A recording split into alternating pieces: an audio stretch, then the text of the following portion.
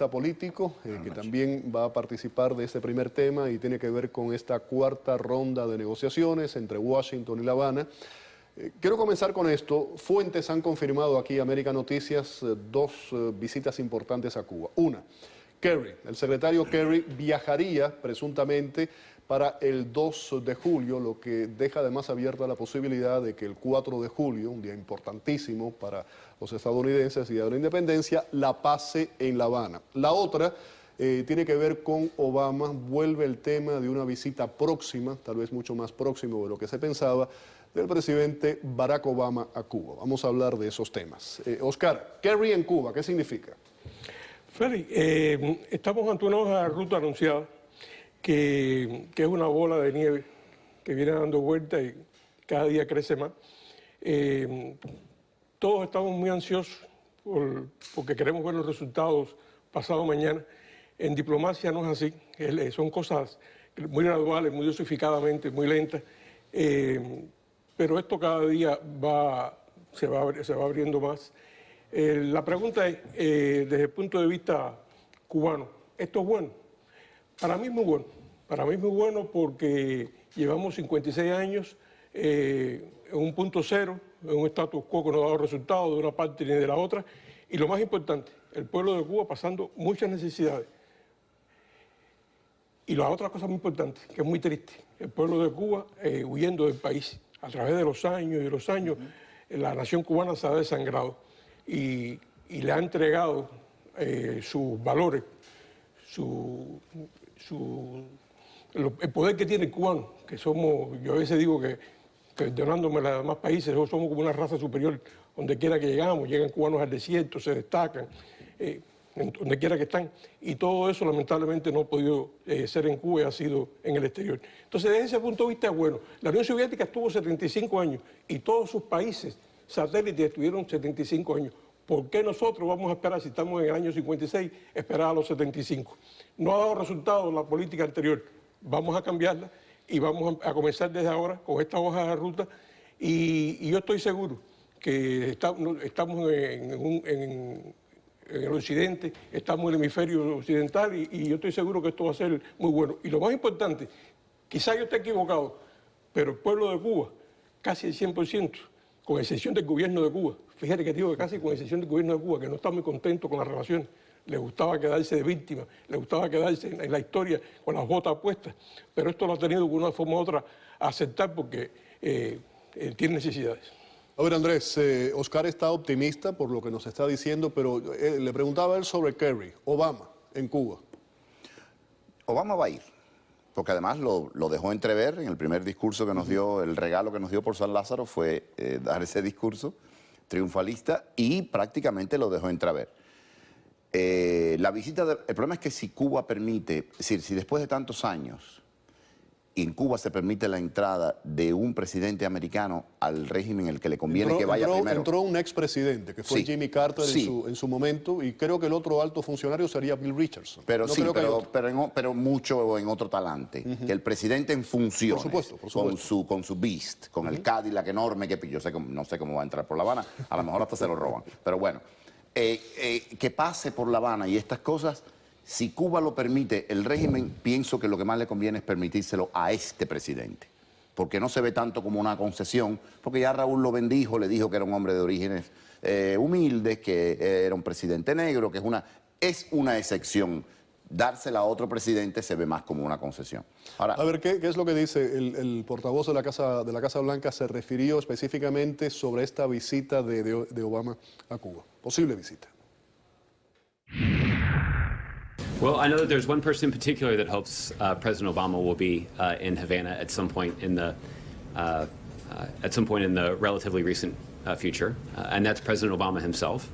I know that he would relish the opportunity to visit the island of Cuba, in Havana in particular. Ahí lo tenían. Hoy se produjo además un hecho inusual, pudiéramos decir, y es que un grupo de periodistas oficialistas participó en una rueda de prensa en Washington. Una de ellas, Cristina Escobar, le preguntó a un portavoz de la Casa Blanca si Estados Unidos respetaría la Convención de Viena. Se refería específicamente a la labor de los funcionarios, de los diplomáticos, y si estaría realmente comprometido o no Washington con esa convención, con los tratados y los acuerdos de esa convención. Is the administration committed to be more respectful of the Vienna Convention towards the behavior of the American diplomats in Havana, for example? Do you think the programs for regime change will go on or not? One of the many sticking points in those conversations has been rules that govern the activities and movement of U.S. diplomats in Cuba. And so we'll leave it to them to resolve those differences in those negotiations to make sure that we come under an agreement that will allow U.S. diplomats in Cuba to do what U.S. diplomats do in countries around the world, which is to not just engage the leaders of the government, but also to engage the people. ¿Qué te parece la pregunta y la respuesta, ¿no? La pregunta de parte de periodistas oficialistas cubanos y la respuesta. Ahí se nota en la pregunta, porque todas estas personas, lo mismo del gobierno de Estados Unidos que del gobierno de Cuba, los que están en las conversaciones y los periodistas, son mensajeros de lo que traen de Cuba. Si esa pregunta viene ya preparada, editada, etc. Se ve que el gobierno de Cuba sigue paranoico. En este caso, no sabe que los diplomáticos de Estados Unidos y de todos los países tienen movimiento en cualquier país, hablan con todos los ciudadanos, en cualquier país de América Latina, en cualquier país de Europa, de Asia. Es decir, eso no es un problema solamente para Cuba. Por lo que te estoy diciendo, que no acaban de superar eso. Yo creo que es producto de todas estas ansiedades que hay, que no estaban preparados para todo esto, y en el camino todo esto se irá resolviendo y es lo que se llama la normalización de las relaciones, que después no vean a los diplomáticos como enemigos. Andrés, el hecho de que periodistas oficialistas que no están acostumbrados además a medios independientes, a preguntas incómodas, participen en una rueda de prensa abierta, como se hace en este país. Se le escapó la palabra regime change, se le escapó la palabra cambio de régimen. Un periodista cubano con todas las letras del régimen hubiera dicho, va a seguir el programa para derrocar nuestro gobierno socialista. Se le escapó la palabra regime change, eso le puede costar un aloncito de oreja. Mira, no me sorprende. No me sorprende porque las cosas están cambiando, es evidente, nos guste o no, y dentro de este cambio va esto. Yo quería hacer una observación. Yo no sé si te has percatado de esto, seguramente te has percatado. Es el talante con que se llevan las negociaciones. Por la parte americana está Roberta Jacobson, que en cualquier país del mundo es un viceministro o un viceministro primero, el hemisferio occidental. Por la parte cubana hay una jefa de departamento.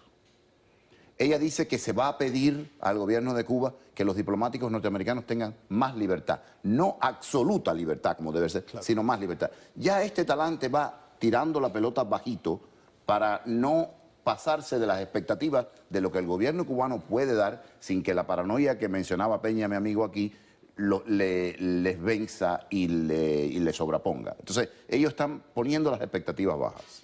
Oscar. De acuerdo completamente con Andrés. Esa es la situación que tenemos, ese es el cuadro que tenemos, ese es el reto y el desafío que tiene el gobierno de Cuba. Tienen que evolucionar también. El mundo moderno y la presión del pueblo y la presión universal los obliga a eso. Y yo estoy esperanzado que sí, que es como un carro que cuando sale no cabían 7 personas y cuando pasa 2 baches ya todo el mundo ya nadie se queja. Y la sociedad cubana va a ser así. Incluso no veas extraño ni te asuste que las mismas autoridades del gobierno de Cuba también empiecen a evolucionar. Y llega el momento en que no ven a Estados Unidos y que no ven a otro cubano como enemigo. La vida es así, la vida es muy interesante. Vamos ahora a hablar de derechos humanos. El portavoz de la Casa Blanca sacó el tema de los derechos humanos en Cuba. Eso es lo que dijo. But also the president believes that greater engagement between the United States in Cuba would bring about the kind of change that we would like to see in terms of the Cuban government's treatment of the Cuban people.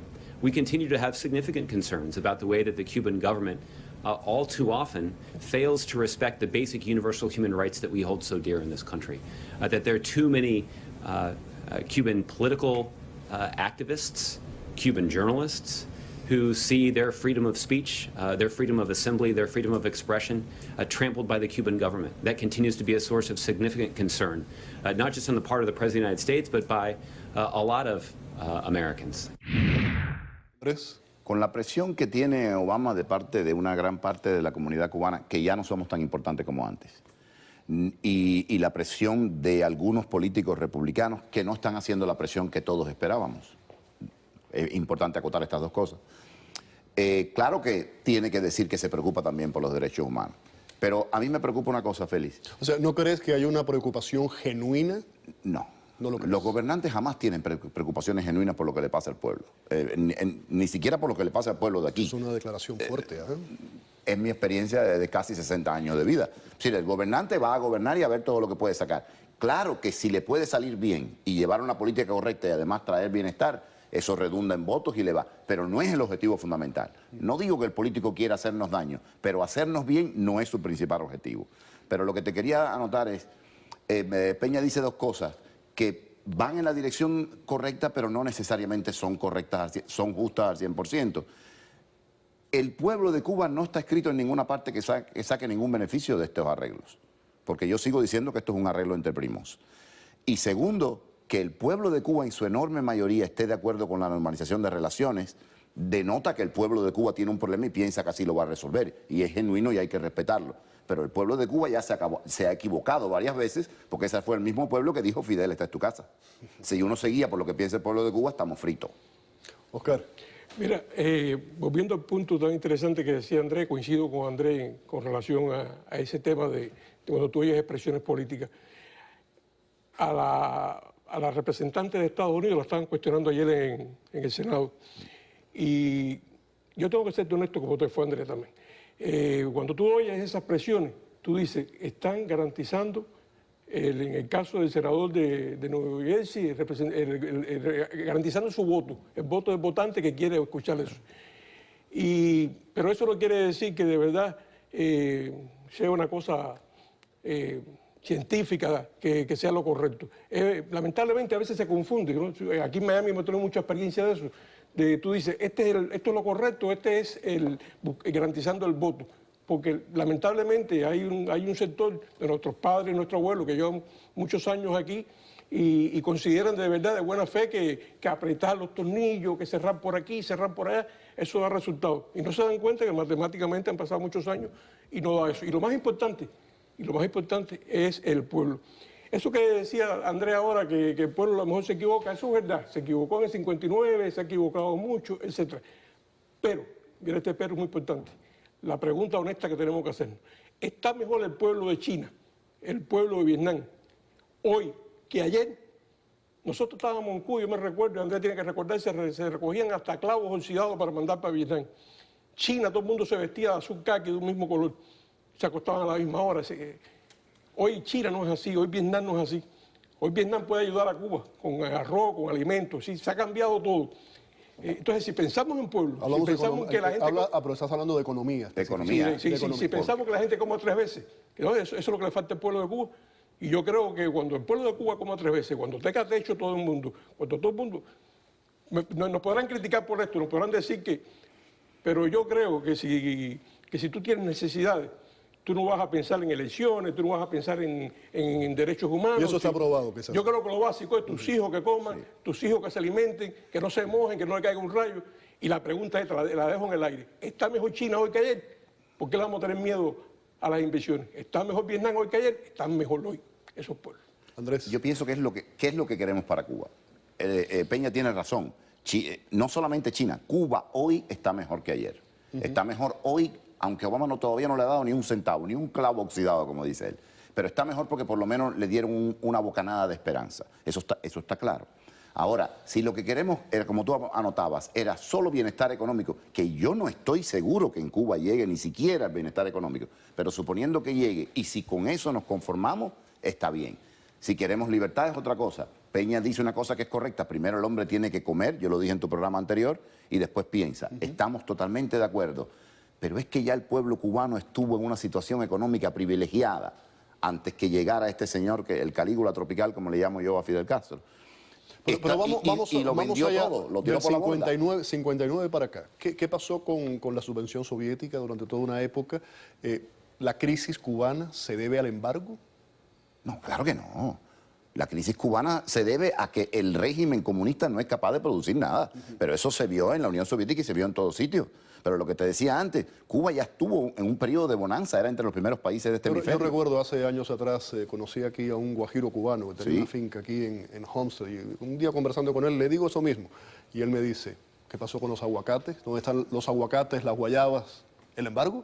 ¿Qué embargo? No, sin duda, eso es una falacia y realmente el embargo es el embargo interno nacional que ha tenido el gobierno de Cuba, los hermanos Castro desde el principio.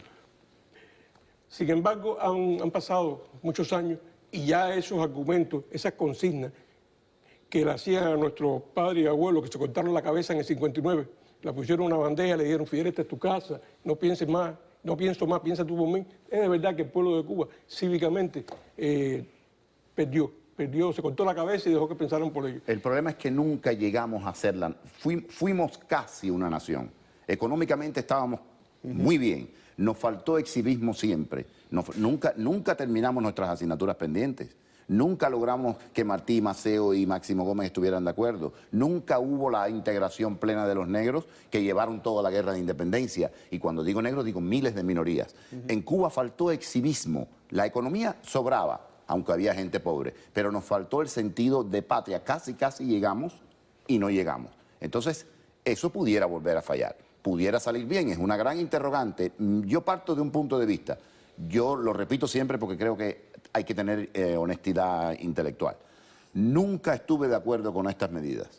Ya que ocurrieron, me tengo que reinventar. No puedo seguir gritando y llorando y llamándole traidor a Obama, porque Obama jamás juró para tener un compromiso conmigo. Conmigo como cubano, conmigo como americano, sí. Pero conmigo como cubano jamás juró para eso. ¿Y sabes por qué yo estoy de acuerdo con estas medidas? Entre otras cosas, oyendo a Andrés, porque sí creo que nos han envenenado como pueblo. Nos han envenenado que los Estados Unidos es el enemigo del pueblo de Cuba.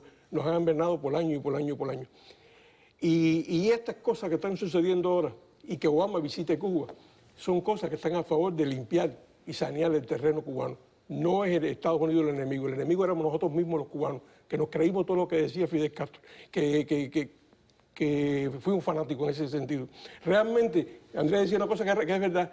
Económicamente siempre fuimos uno de los terceros países en América Latina, de los primeros, en el desarrollo, en todo. La verdad que éramos primera potencia. Sin embargo, teníamos la asignatura suspensa en política.